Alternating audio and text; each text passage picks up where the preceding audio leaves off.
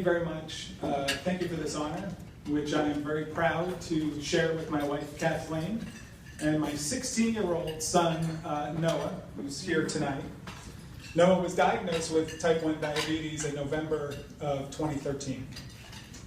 And I guess I should say, to use the proper medical terminology, that the disease presented itself in November of 2013.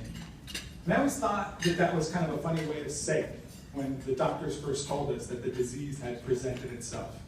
Because, you know, it probably, though, is apropos, because one day life is normal, you think everything is okay and what's going on with your family.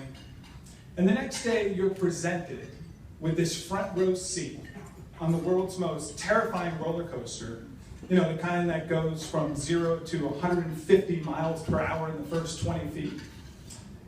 And you can't turn back, can't give up your seat. That bar has lowered, you are locked in, and you are on the ride of your life. And that's what T1D has been to us. I know that's what T1D has been to many, many people here tonight and millions of people around the country. It is a ride with death-defying twists and turns, and you have no idea where it stops, but you do know that you can't get off.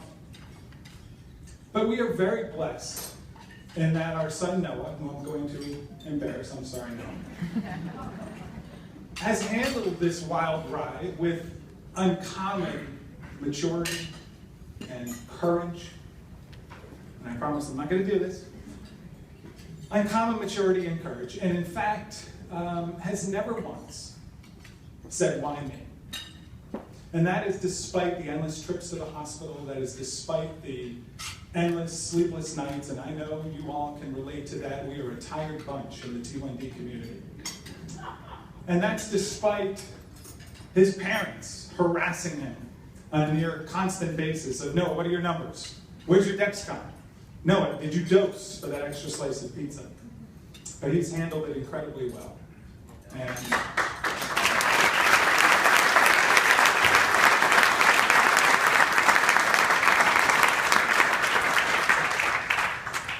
And my incredible wife, Kathleen, who has handled this with amazing strength and determination.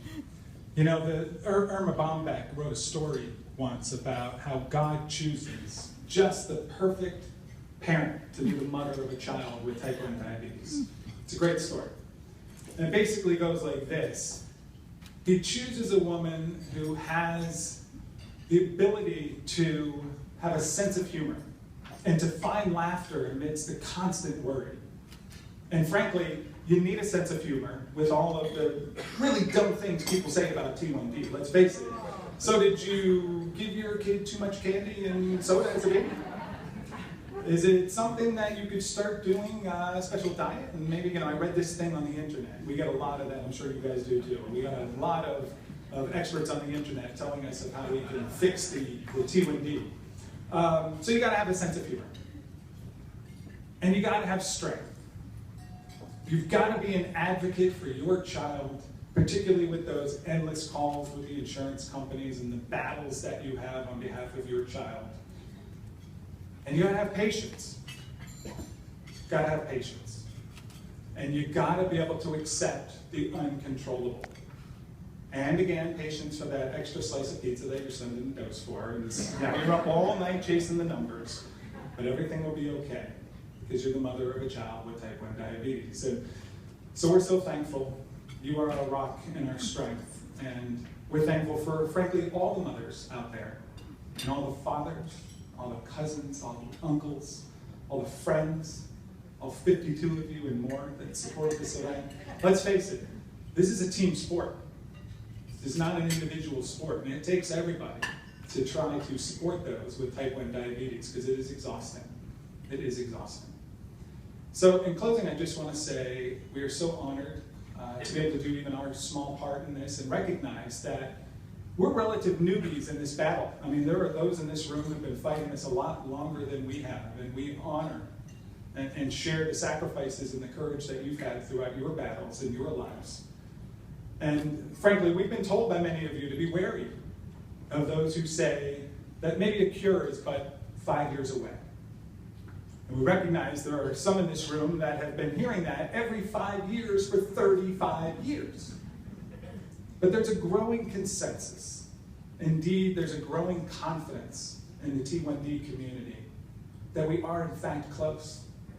And whether it be through the amazing technological advances that we read about every day, or indeed finding that cure, we are very close to a better tomorrow for people like Noah and the millions of people out there like him who are fighting. And indeed, close to for people like myself and my 10-year-old son who've tested positive for multi-autoantibodies, that maybe the disease won't present itself at our house again. No more roller coasters. And we owe all this hope. We owe this hope to the great, tremendous work that JDRF is doing. JDRF is truly moving the needle in the battle against this disease. They are the tip of the spear, believing in and funding research long before anybody else does. They're out there finding ways to support finding a cure, to make type 1 type none. So we hope all of you will join us in supporting JDRF in their continuing fight of this battle.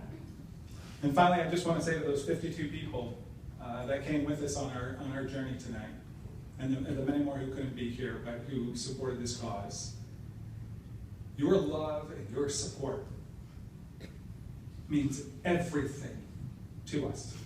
And we are so thankful for you and for what you mean to our family. Thank you. Thank you very much.